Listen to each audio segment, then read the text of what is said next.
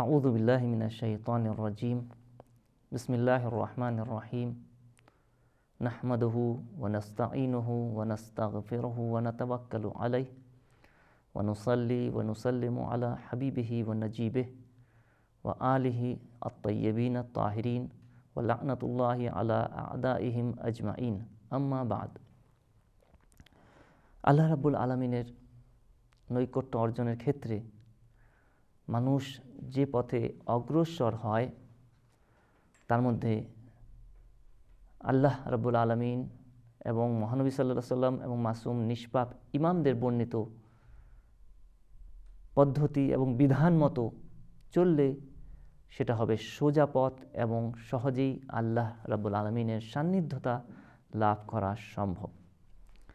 এর জন্যে ওয়াজিব এবং হারাম কাজের সাথে সাথে নফল সুন্নত মুস্তাহাবের কাজের গুরুত্ব অনেক বেশি, যার মধ্যে দোয়া, দরুদ, জিকির, আজকার, কোরআন তেলাওয়াত, দান, খয়রাত বিভিন্ন জিনিস ছিল।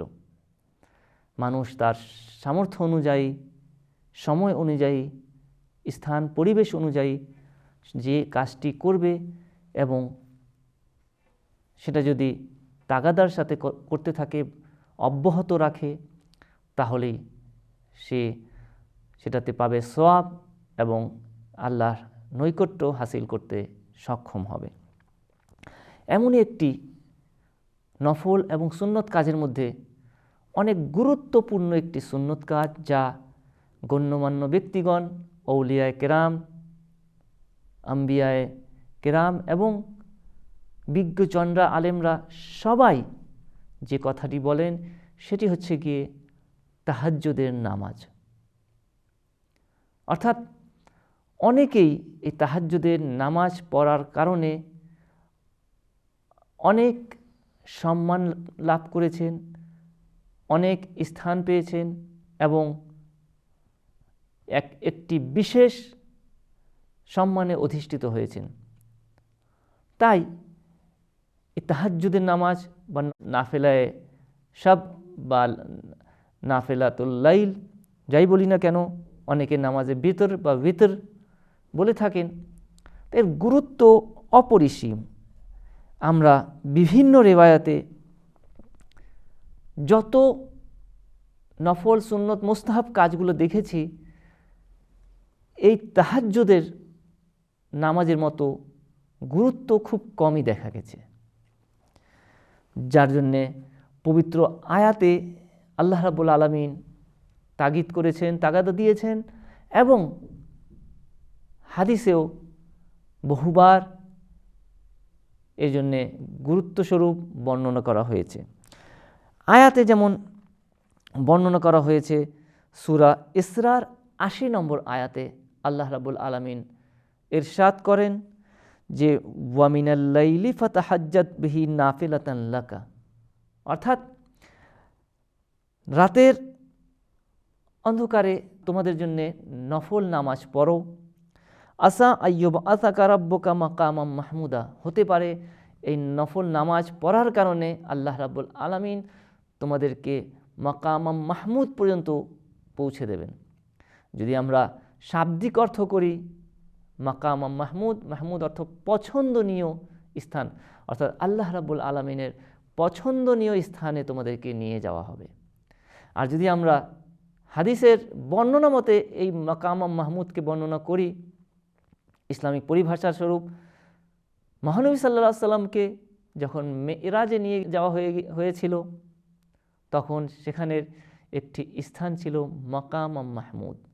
অর্থাৎ মেরাজে এত ব্যবস্থা করার পর মহানবীকে, শ্রেষ্ঠ নবীকে যখন নিয়ে যাওয়া হয়, যদি তুমি নফল নামাজ পড়বে তা তোমাকেও সেই স্থানে নিয়ে যাওয়া হবে।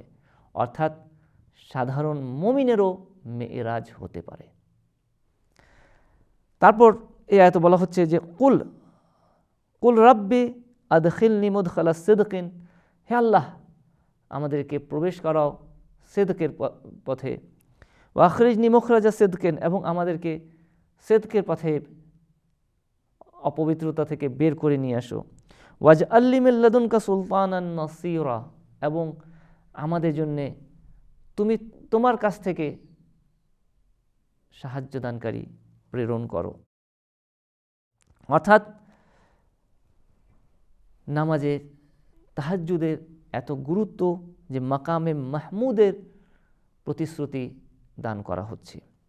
এছাড়া অপর একটি আয়াতে বর্ণনা করা হচ্ছে সূরা মুজাম্মিলের 1 থেকে 6 নম্বর আয়াত। সূরা মুজাম্মিল যে মহানবীকে সম্বোধন করে বলা হচ্ছে যে ইয়া আইয়ুহাল মুজাম্মিল, হে রাসূল, যে তুমি চিন্তা ফিকরের জামা পরিধান করে আছো, হে রাসূল, কুমিল লাইলা ইল্লা কালিলা, ওঠো এবং রাতের অন্ধকারে দাঁড়াও, অর্থাৎ নামাজ পড়ো। নিসফাহু আও ইনকুস, অর্ধেকটি রাত্রে পড়ো অথবা তার চেয়ে কিছু কম। আও ইনকুস মিনহু কালিলান, তার চেয়ে কিছুটা কম। আও জিদ আলাইহি, অথবা তার অর্ধেকের কিছুটা বেশি তুমি এই নামাজে তুমি ব্যয় করতে পারো সময়। ওয়ারাত্তিলিল কোরআন তারতিলা, এবং সুন্দরভাবে তারতিলের সাথে তুমি কোরআন পড়ো। অর্থাৎ এখানেও তাহাজ্জুদের নামাজে রাতের অন্ধকারের নামাজ পড়ার জন্যে রাসূলকে বলা হচ্ছে। অপর একটি আয়াতে সূরা ইনসানের 26তম আয়াত, যেখানে বলা হচ্ছে ওয়াজকুর ইসমা রব্বাকা বুকরাতাম ওয়া আসিলা, সকাল সন্ধ্যা তোমরা আল্লাহ রাব্বুল আলামিনের নাম জপে যাও, আল্লাহকে স্মরণ করো। ওয়া মিনাল লাইলি ফাসজুদ লাহ, এবং রাতে তার জন্য তোমরা সিজদা করো, অর্থাৎ রাতের অন্ধকারে তোমরা নামাজ পড়ো। ওয়া সাব্বিহু লাইলান তাওয়িলা, এবং রাতে অনেকক্ষণ পর্যন্ত তোমরা তার তসবিহ পড়ো, অর্থাৎ তার জিকির করো। এছাড়াও আরও অনেক আয়াত রয়েছে যেখানে নামাজের সব বা নাফিলাতুল লাইল বা তাহাজ্জুদের নামাজের জন্য বর্ণনা করা হয়েছে।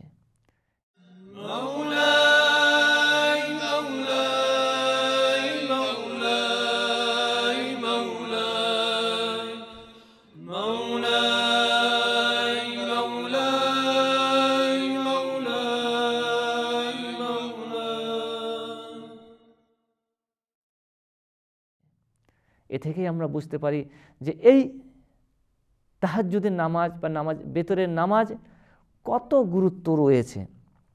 এছাড়াও হাদিসে এসেছে যে ইমাম সাদিক আলাইহিস সালাম থেকে বর্ণনা করা হচ্ছে মান লা ইয়াহদুরুল ফাকি, 37 নম্বর অধ্যায় হাদিস নম্বর 4, যেখানে ইমাম সাদিক আলাইহিস সালাম বলছেন যে আলাইকুম বিস সালাতিল লাইল, তোমাদেরকে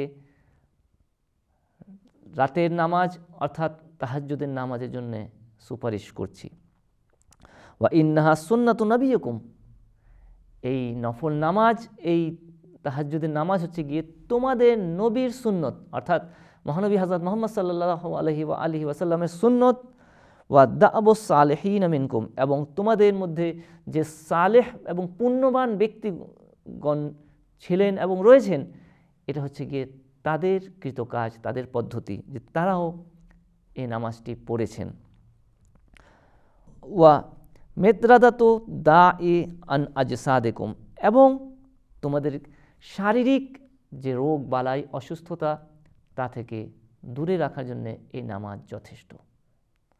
তো যাই হোক, কোরআনেও আমরা দেখেছি, হাদিসেও আমরা দেখেছি।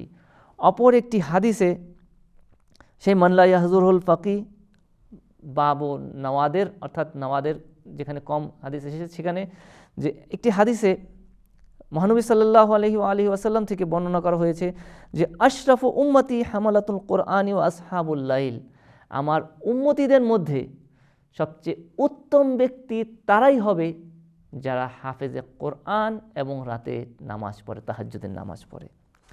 অর্থাৎ যারা তাহাজ্জুদের নামাজ পড়ে তারা হচ্ছে গিয়ে উম্মতের মধ্যে সবচেয়ে উত্তম ব্যক্তি, মহানবী সাল্লাল্লাহু আলাইহি ওয়াসাল্লাম বলছেন।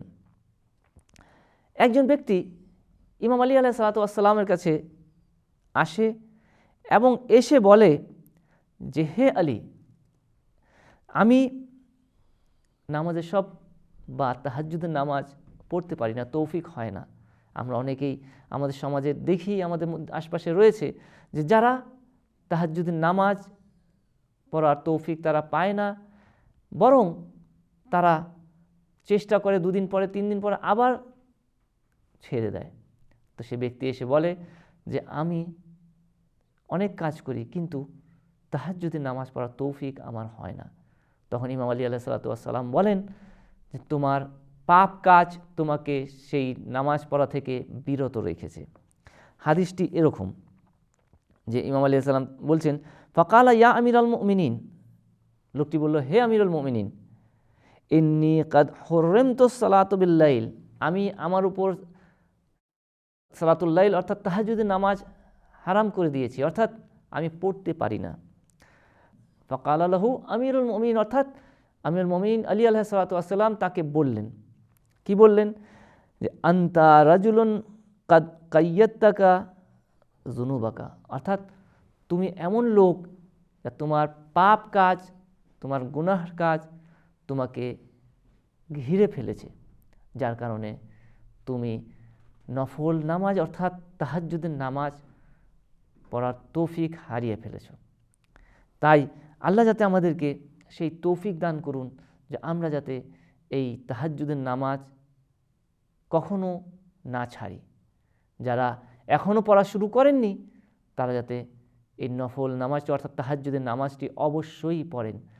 অনেকে কিছু না পড়লেও বিতরের নামাজটি অবশ্যই পড়েন, কিন্তু অনেকে হয়তো জানে না।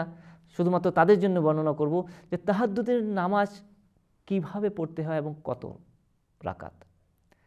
এই তাহাজ্জুদের নামাজ, যাকে নামাজের সব বা সালাতুল লাইল বলা হয়, এটি হচ্ছে গিয়ে 11 রাকাত। 2 রাকাত করে 10 রাকাত পড়তে হয় এবং 1 রাকাত আলাদাভাবে পড়তে হয়। এই 2 রাকাত করে যে পড়তে হয়, সাধারণ ফজরের নামাজের মতো 2 রাকাত করে নামাজ পড়তে হয় এবং প্রথম 8 রাকাত অর্থাৎ প্রথম 8 রাকাত নামাজে সব অর্থাৎ সালাতুল লাইলের নিয়ত করে পড়তে হবে এবং পরের 2 রাকাত অর্থাৎ 2 রাকাত 4টি 2 রাকাত নামাজ পড়লে 8 রাকাত নামাজ পড়বে সালাতুল লাইল বা নামাজের সব বা তাহাজ্জুদের নামাজের নিয়ত করে, এবং বাকি 2 রাকাত থাকে, একটি 2 রাকাত অর্থাৎ নবম এবং দশম রাকাত, এই 2 রাকাত পড়বে নামাজের শাফ এই নিয়তে। পরে 1 রাকাত পড়বে নামাজের ভিতর বা আমরা যাকে বলি ভিতরের নামাজ, 1 রাকাত নামাজ পড়বে এবং এই ভিতরের নামাজে সূরা হামদের পর সূরা কুল হুল্লাহ পড়বে 1 বার অথবা 3 বার। 3 বারের জন্যও বলা হয়েছে।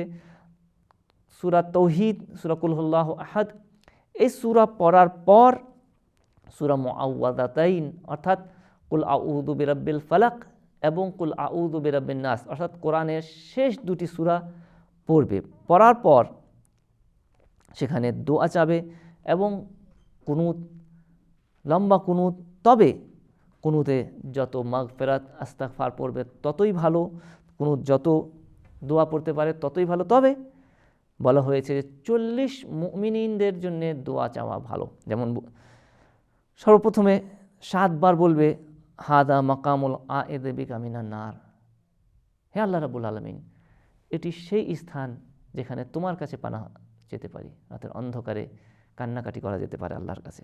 যাই হোক, 7 বার হাদা মাকামুল আইদ বিকা মিনান নার বলার পর 40 মুমিনিনদের দোয়া করবে, আত্মীয় স্বজন, ভাই ব্রাদার, বন্ধু বান্ধব, জীবিত মৃত সবার জন্যে দোয়া চাইতে পারে, বন্ধু শত্রু সবার জন্যে। এবং দোয়া এভাবে চাবে যে আল্লাহুম্মা গফির ফুলান অর্থাৎ লোকটির নাম না, আল্লাহুম্মা গফির যায়েদ, আল্লাহুম্মা গফির আলী, এভাবে আল্লাহুম্মা গফির বলে বলে এক একজনের নাম নিয়ে নিয়ে 40 জনের দোয়া করবে। তারপর 40 জনের দোয়া করার পর 70 বার বলবে আস্তাগফিরুল্লাহ রাব্বি ওয়া আতুবু ইলাই, আস্তাগফিরুল্লাহ রাব্বি ওয়া আতুবু ইলাই। 70 বার বলার পর তারপর 300 বার বলবে আল আফু আল আফু আল আফু আল আফু। এভাবে পড়ে রুকু সিজদা করে নামাজ শেষ করবে। এটাই ছিল নামাজের তাহাজ্জুদ, যে আল্লাহ সবাইকে যাতে সেই তৌফিক দান করুন। আল্লাহুম্মা ওয়াফফাকনা লিমা তুহিব্বু ওয়া তারদা। হে আল্লাহ রাব্বুল আলামিন, তুমি যা ভালোবাসো, তুমি যা থেকে রাজি, আমাদেরকে তা করার তৌফিক দান করো। আমিনা ইয়া রাব্বাল আলামিন। ওয়াসসালামু আলাইকুম ওয়া রাহমাতুল্লাহি ওয়া বারাকাতুহু। اللهم ارزقنا توفيق الطاعة وبعد المعصية وصدق النية وعرفان الحرمة، وأكرمنا بالهدى والاستقامة، وسدد ألسنتنا بالصواب والحكمة برحمتك يا أرحم الراحمين.